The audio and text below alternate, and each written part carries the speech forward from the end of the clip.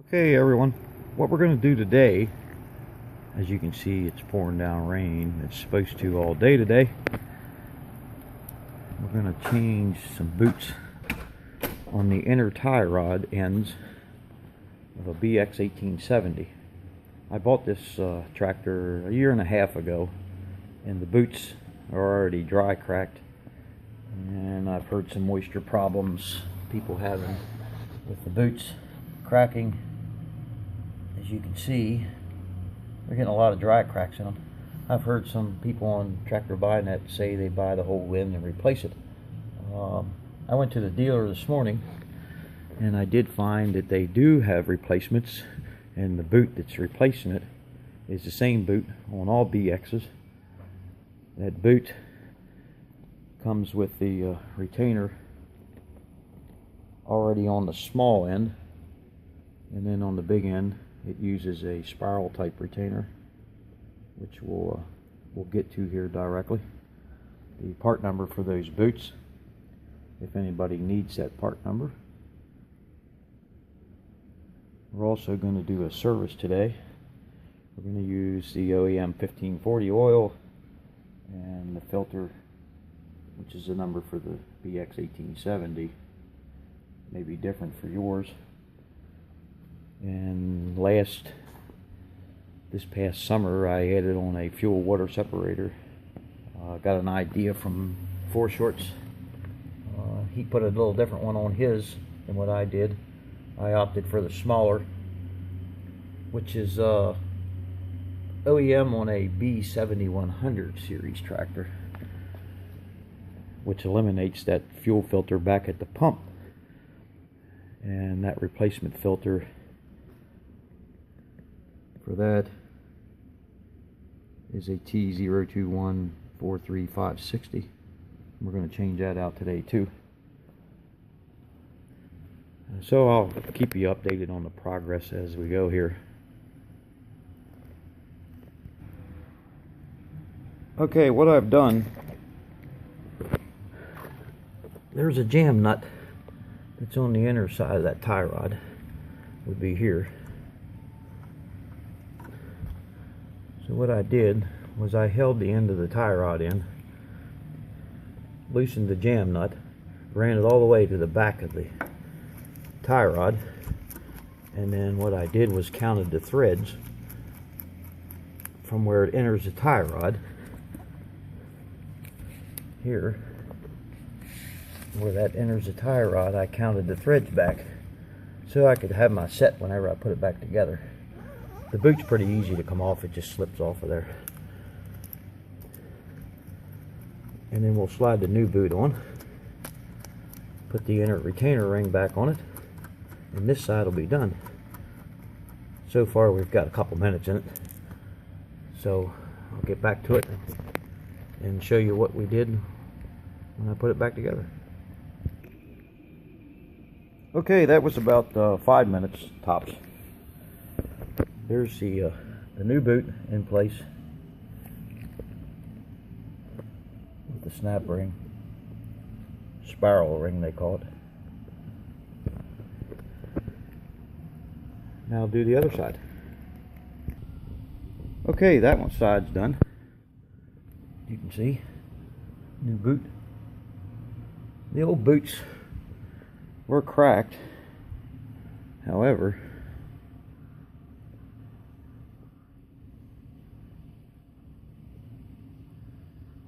didn't get any water infiltration in it yet. Still had all grease. And what I did was, when I pulled those boots away, I repacked that grease in there too.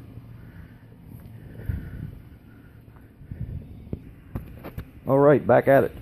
What I forgot to tell you was that jam nut is a 19 millimeter, and the hex part on the tie rod next to the boot is 12 millimeter. Fuel filter we have off, and as you can see, the filter is not real bad. There is a very, very small amount of moisture in the filter housing. You can't really see it.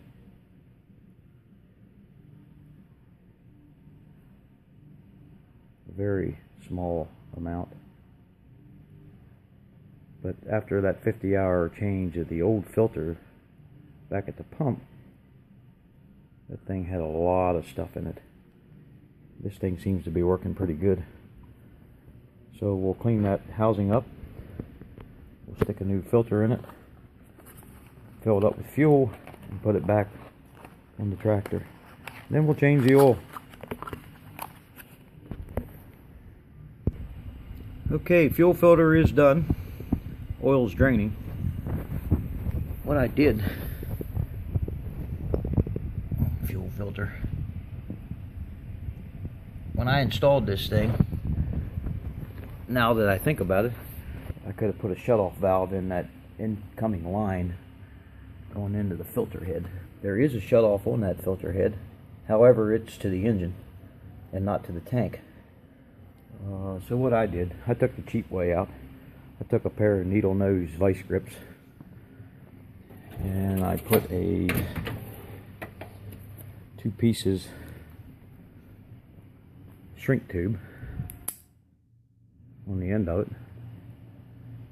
Keeps it from crimping the hose or putting any teeth marks from the vice grips in the hose, which saves the hose. Cheap way out. Or you can install a shutoff valve in it when you install it, if you decide to put one on.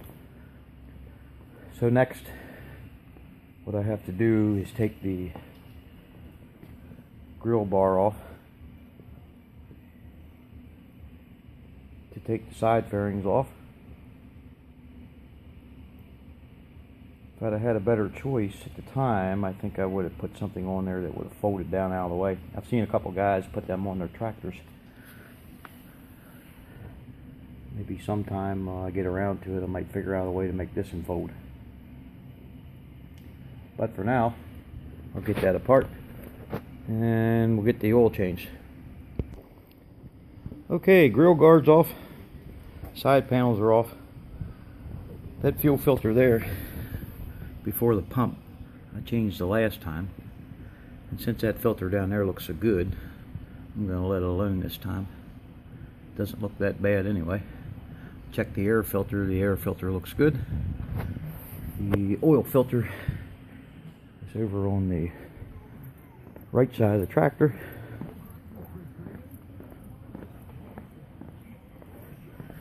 Back in there. That'll get changed next. And the oil pan plug is a 14mm and it has an O-ring on it. Just make sure you have the O-ring back on it whenever you put it back together. And we'll check the belt tension on the belt, and it's good. While I was at the dealer this morning, I talked to him about a block heater for the Bx1870. Zero Start in their catalog says they have a block heater that goes in front of the head, which would be in the back of the head on here. And there's a soft plug down in there. You really can't see it, but there's a boss in here with a soft plug. But as you can see, there's not enough room to put a block heater in the head because of the muffler. So needless to say, Zero Start's catalog is incorrect. I talked to the dealer this morning. They said it goes in this hose right here, which is the bottom radiator hose. It's an inline hose type block heater. Don't know if I really want to do that, go that way. So we'll see how this winter goes. Last winter was pretty good. Didn't have any trouble with it starting. Of course, it stays in the garage. So we'll let that ride for now. And back to oil change. Okay, oil change is finished. New oil filters on it. I'll run it a little bit here before I put the side panel back on to make sure it has no leaks. Then we'll put the side panel back on and the grill guard. The Bx1870 holds 3.2 quarts. You can buy that stuff by the quart, or you can buy it by the gallons. not specific to that oil. I mean, you could use Shell Rotella, whoever you choose, but I choose to stick with Kubota. Next thing I'm going to do then, this tire has a slow leak, and I noticed some bubbles coming out around the valve stem, so I bought some valve cores today.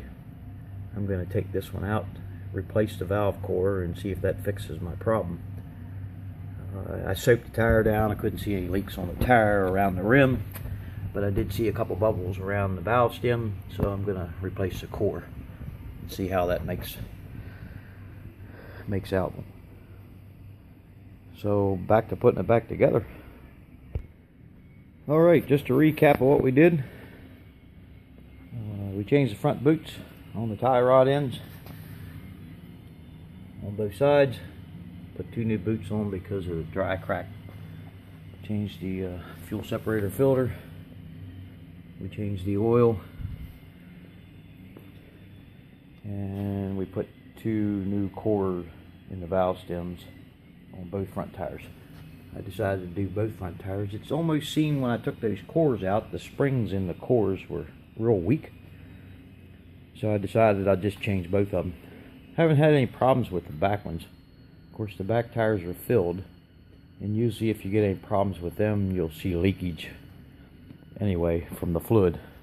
But I haven't had any issues with that, so we're not going to bother with them. But other than that, it should be ready for the winter. Next spring we'll do it all over. Change oil, fuel, filters. What I do in the winter time, I put diesel fuel additive in. I don't know, a lot of guys on there use a lot of different stuff. I use the Power Service diesel fuel cetane boost winterizer anti-gel. Seemed to work pretty good last year, so I used it again this year. Didn't get any problem with gelling, so we should be good to go this winter. Thanks for watching. Till the next video.